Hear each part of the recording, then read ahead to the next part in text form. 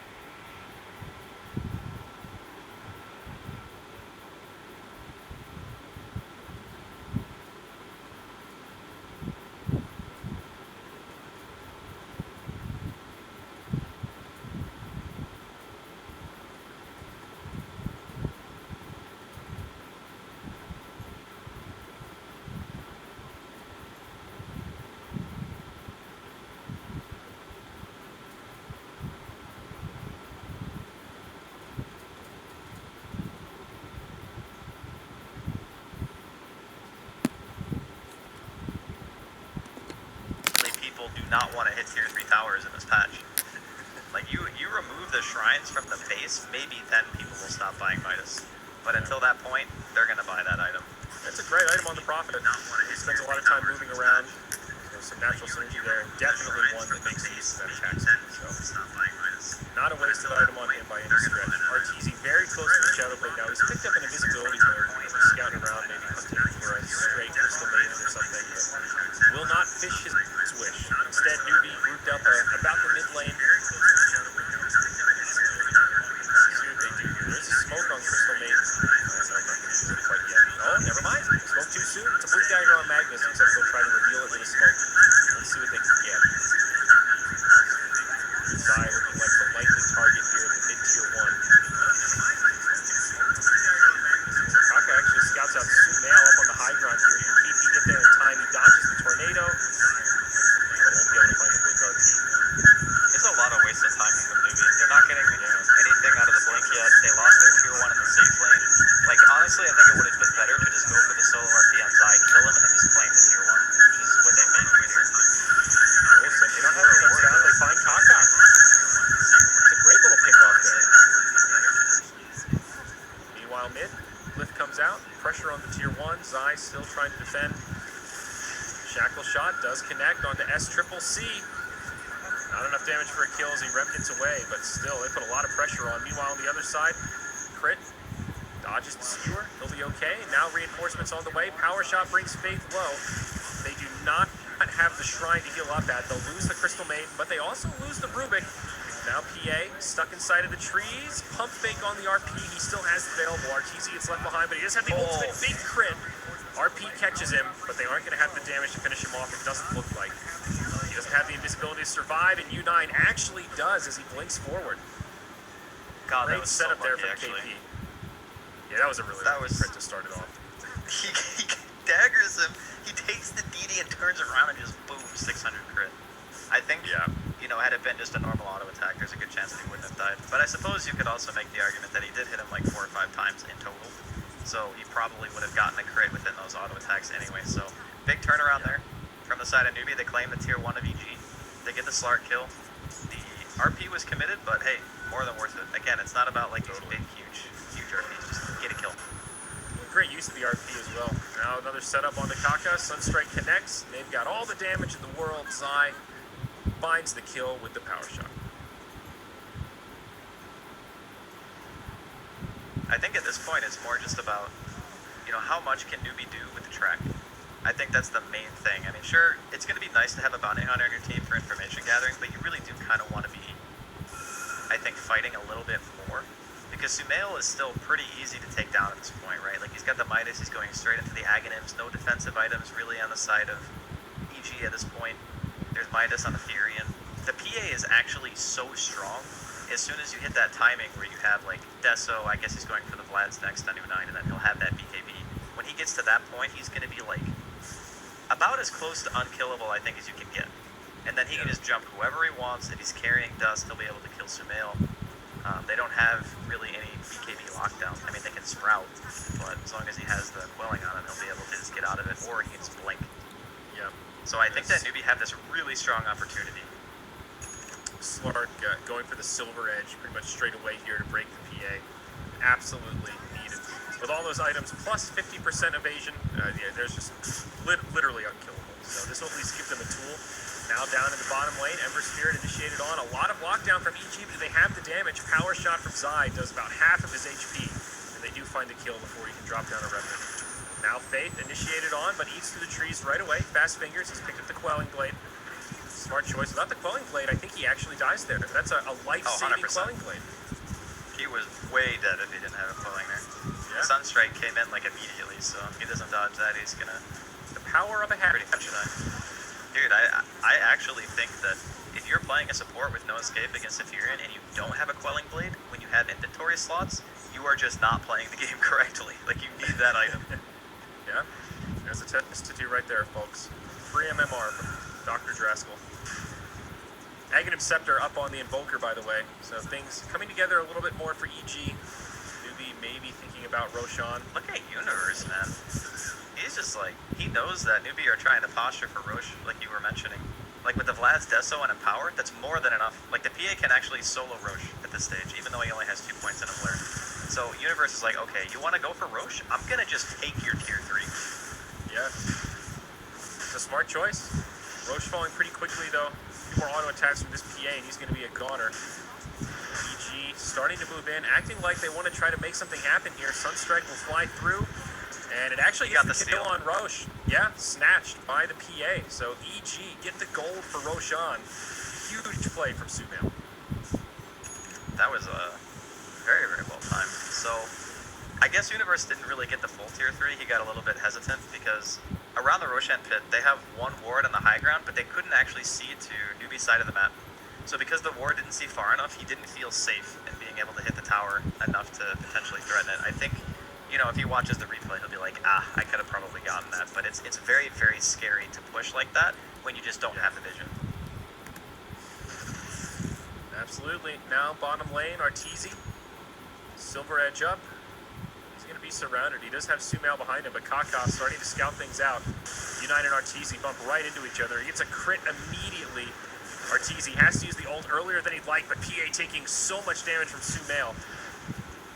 Still just barely alive. KP comes in, does not use the RP. It's a pump fake. Aegis procced. Now Sumail in a little bit deep. SCCC doing a lot of damage. They will bring him down, but now that Arteezy's back, they finish off Magnus. Arteezy, though, deep into the tree line. He doesn't have any survivability tools here. He does try to leap into the trees. Is he actually going to survive? They can't find him. He's going to regen up, but crit will get brought down by U9. Very awkward fight there, but ends up a 2 for 3, kind of a 3 for 3 as they did lose the Aegis on EG. But I think Newbee fairly happy with that overall. Yeah, there were 2 tracks, so even though Kaka died, like, immediately there were some preliminary tracks being thrown out. So because of the gold change, like, that makes it, I think, worth it for Newbee. Maybe not, like, the biggest bang for their buck in regards to the Aegis usage on U9, but it's enough to be satisfied. Because he's still, you know, remaining in pretty close to the top 3 now at the moment. Arteezy really wants this. I think with a Sunstrike, it might be enough. Thinking about it, he's doing the math. He pulls out the calculator, the break to get things started. Now Universe comes in, and this PA just gets melted. That's a fresh Orchid on Universe. I didn't realize they had Orchid already. Okay. He is super farmed. Now this tier 1 mid in a lot of trouble. There is no glyph available for Newbee. But SCCC charging forward with the Flame Guard on. KP, Skewer onto Universe, thinking about the RP, but still holding on to it. Sunstrike comes in. Now the RP gets used. Connects on 2. Nature's Prophet does finally fall. Without the PA, their damage feels a little bit weak. The meatball flies in. They bring down Faith. They bring down KP. And this Ember Spirit barely survives as he makes it back to the shrine, but not into the clear yet. Cold Snap doing some work. Arteezy trying to chase him down.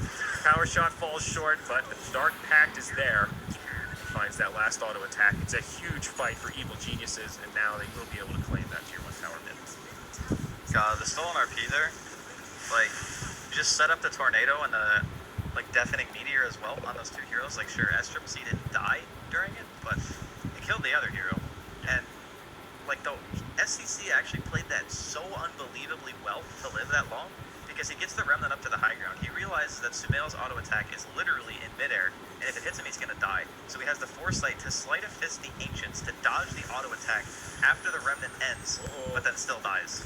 He PA mid. Shackle does latch onto that creep, but they don't have the follow-up. Newbee have enough resources. Crit left behind. That'll be a track kill going the way of Newbee. But more importantly, they keep their PA alive, at least for now. Arteezy, he comes in as U9 gets a little bit greedy moving into the Ancients. Artur does get the kill with the break, but now can he survive this? He has the ultimate. He turns onto Kaka, lacking on some detection, but now Universe joins the party. Magnus going to be in a lot of trouble. They don't even need the Orchid. EG still continuing to find the better of these exchanges here in the mid lane, pulling further and further ahead. It's now a 10,000 net worth lead for this Dire squad. They're just getting so much more out of the map right now than Newbee. Like, as soon as the Silver Edge was done, they just realized that, you know, this is our timing. We can't allow U9 to get to that BKB, because that's the huge power spike for Newbee that we talked about. You know, if he gets to those items and EG haven't really influenced the map in any meaningful way, then yeah, I think that Newbee can very easily walk away with the game. We saw what happens when he gets a little bit lucky with some RNG. He's going to kill whoever he goes on. So the fact that EG are getting this much in this stage of the game before those really key items are coming out on the PA especially, it's like the best scenario for them, because they're denying so much track gold away from Newbee, just consistently winning the fights. You know, up until this point, I really don't, like, I haven't felt the presence of the bounty hunter that much outside of the fact that he's just getting a little bit of bonus gold for his team. Down bottom, we're going to see Universe in some trouble. He drops the Sprout, almost keeps him alive, but it is not enough. Newbee close the gap, they cut down the trees, and they'll find a pick off there. Much needed for the PA. Honestly, U9's momentum has really slowed down. He's been dreaming of his BKB for a while, and now finally getting close, pretty much just a recipe away. But not quite this snowballing PA that we were anticipating to come out. Sumail now getting very farmed on the Invoker. Midas paying some dividends. He's got the Yules, he's got the Blink on top of the Ags.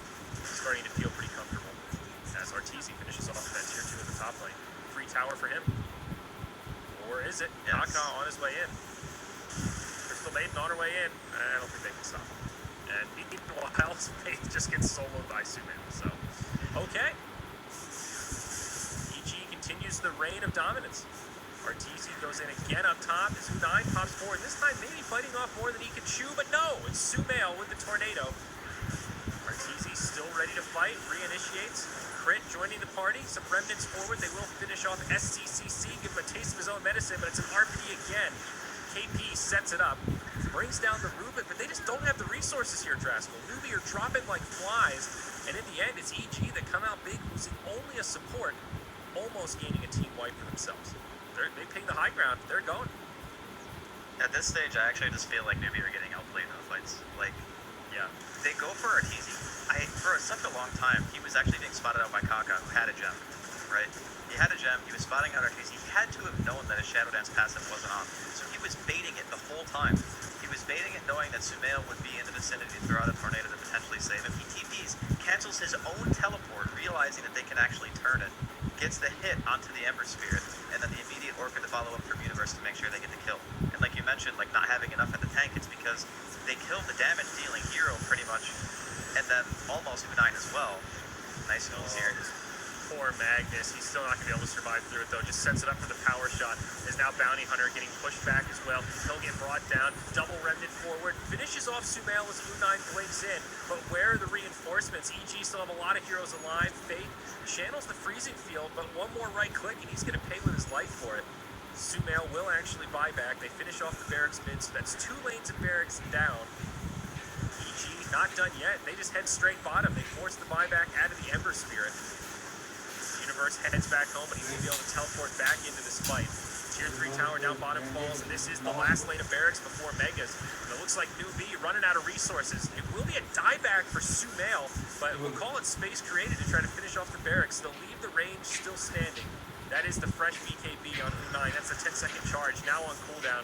Crit getting low, but able to make it back. They're pursuing pretty far out of the base. This Ember Spirit, he's getting damn low. Arteezy will finish him off. Yeah, they get the Rubik, but at what cost, as they say? U9 gets the crit on Universe, but indeed does pay with his life. There is a buyback available on the PA, but not for the Ember. And with that, Newbee call the GG. EG take it 2-0. My goodness. Like That game escalated quickly, as they say. It It was like not a lot of fighting into, okay, there is just non-stop fighting. And I guess it's you come to expect that given the draft that EG and Newbee brought here in game number 2. I wouldn't actually say that I felt in game 2 that EG outdrafted them super hard. I just felt like they outplayed them super hard.